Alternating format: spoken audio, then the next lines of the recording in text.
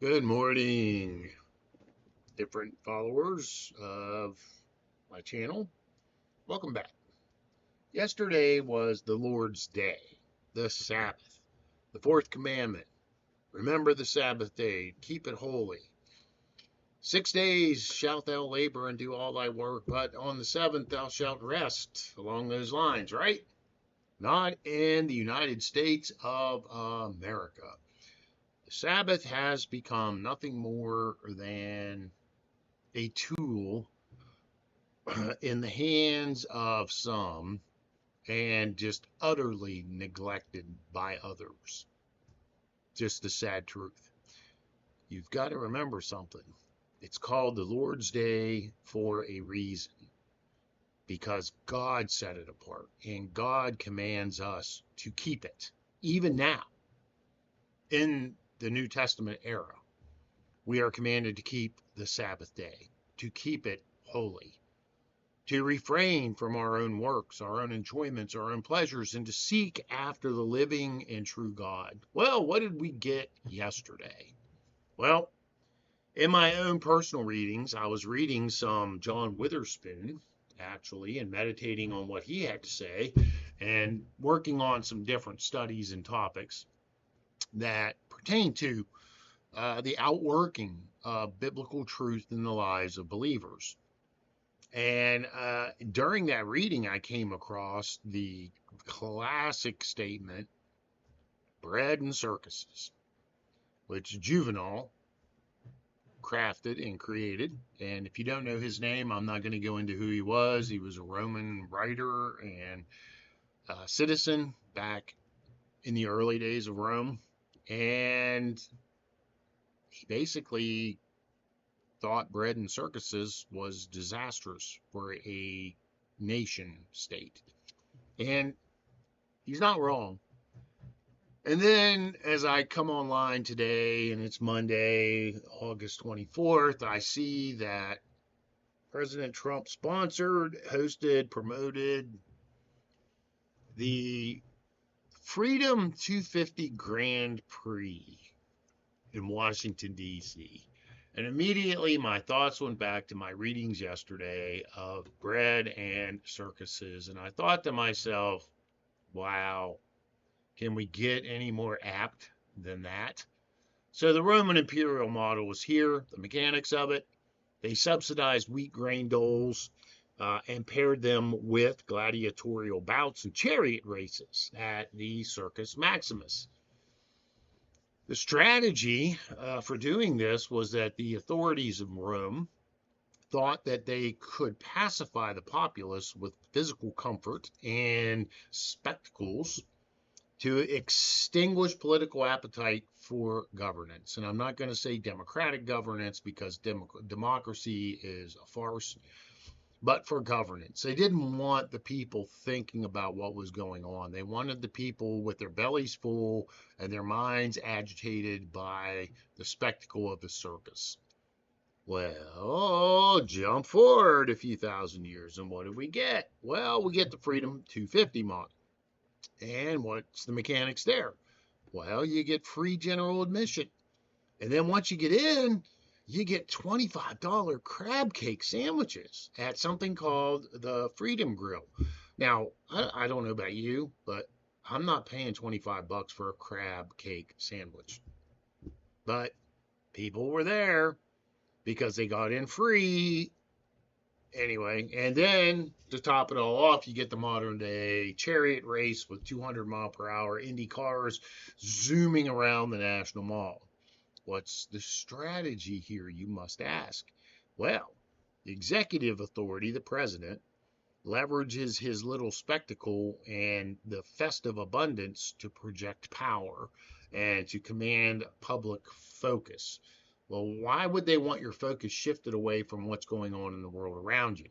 Could it be the trillions of dollars in debt the United States is in thanks to both the Democrats and the Republicans? Or could it be the failing war in Iran? Could it be rising gas prices and rising consumer prices and rising inflation and rising unemployment?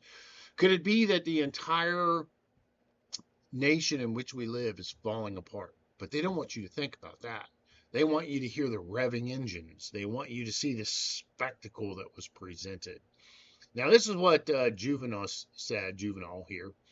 The people who once handed out military command, high civil office, legions, everything, now restrains itself and just anxiously hopes for two things: bread and circuses. That's where we are today, ladies and gentlemen. We have been so degraded. Just go to your local Walmart, your local grocery store, and look at the people around you, and just look at how degraded. You've got to compare them with people of the past. You can't just assume that this is the way it's always been, because it's not. It's changed.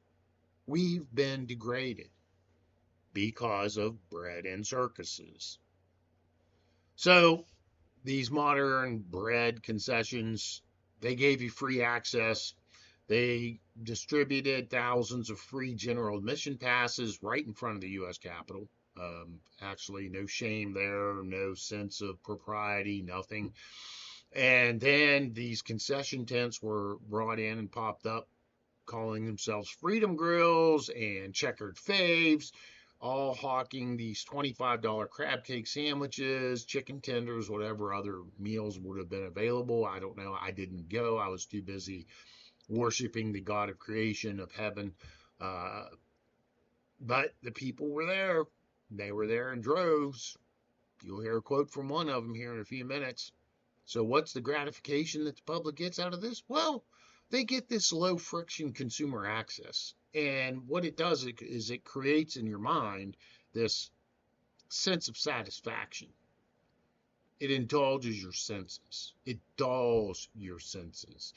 The people who rule over us are not ignorant of how humanity works. They know these things work. That's why they keep doing them over and over. Every public spectacle you see is designed to do this. And the Freedom 250 was no different. So now we have the modern circus, speed and sound. Here's a little map of, I guess, where the route ran right here. 25 open wheel Indy cars took 147 laps around a 1.66 mile circuit. I get the sensory engagement. I get the screaming engines, the rubber smell, the crashes. I get the idea that that keeps you entranced. But folks, you're not cattle. You're human beings. You need to be thinking beyond this. Now, of course, the government prompts it as, let's make freedom roar. Can you not see the propaganda?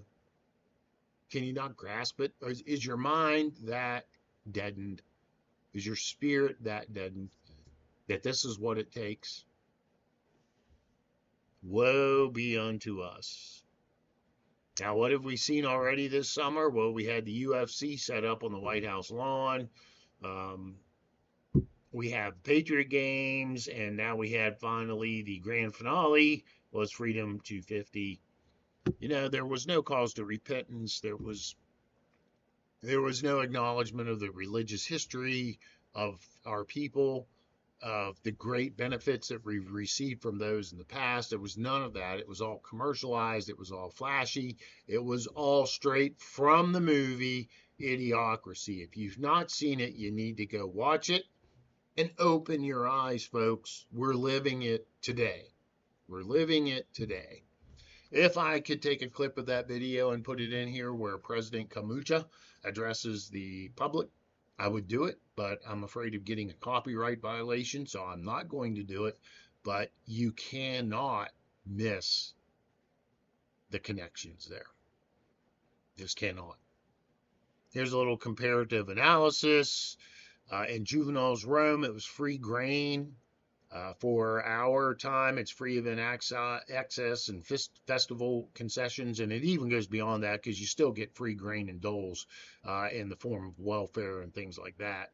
The circus, back in the day of Rome, it was chariot races and gladiatorial games. Now it's Indy cars, it's the UFC on the White House lawn. You get the leader's role. The emperor sat in the Pulvinar box. Here's President Trump driving a lap in the Beast and waving the start flag. It was set in Rome at the Circus Maximus in the Colosseum. Here it's been at Pennsylvania Avenue in the National Archives. It's amazing how well this works. With 147 laps, all the people that watched this, that were engaged with it, there were 150,000 plus spectators in DC, not counting who watched it online. This spectator, Pablo Jara, stated, "I don't like the guy, Trump, but you can't say no to an event like this. Thank you, Pablo, for putting it into words. Pablo should not be voting. People who went to this should not be voting. Sorry, unpopular opinion. If this catches your attention, if this is what motivates you, if this is what you want, then you shouldn't be voting. You should be put in a nursery somewhere because you're still a child. Mentally, emotionally, it's sad." And the little statement there at the end, spectacle eclipses politics, is exactly true.